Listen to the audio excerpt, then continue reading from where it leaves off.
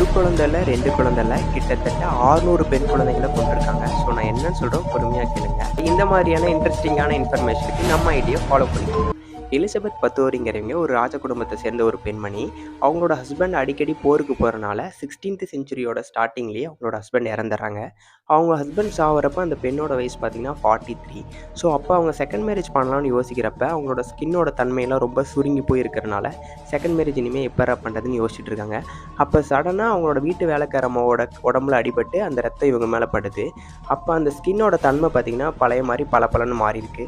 So அவங்க சில பேர்கிட்ட சஜஷன் கேட்குறாங்க. அப்போ அவங்க என்ன சொல்லியிருக்காங்கன்னா, கல்யாணம் ஆகாத கன்னி பெண்களோட ரத்தத்தில் நீங்கள் டெய்லியும் குளித்து வந்தீங்கன்னா உங்களோட ஸ்கின்னோட தன்மை வந்து பளபளன்னு மாறி பழைய மாதிரி மாறிடுவீங்க அப்படின்னு சொல்லியிருக்காங்க.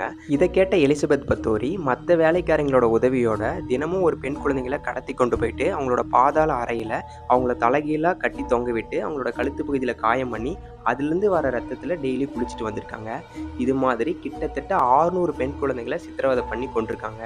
அதில் ஒரு பெண் குழந்தை தப்பிச்சு போயிட்டு நாட்டு மக்கள் கிட்ட சொல்லி தான் அவங்கள வந்து கைது பண்ணுறாங்க. அந்த கொடூர பெண் சீரியல் கில்லருக்கு என்ன தண்டனைன்னு பார்த்தீங்கன்னா, ஒரு காங்கிரீட்டில் ஆன ஒரு சமாதி கட்டி உயிரோட அந்த பெண்ணை அதுக்குள்ளே புதைச்சி அந்த காங்கிரீட்டில் வந்து ஒரு சின்ன ஒரு துவாரம் ஒரு சந்து மட்டும் விட்டு அந்த சந்து வழியாகவே அவங்களுக்கு டெய்லி ஃபுட் கொடுத்துருக்காங்க.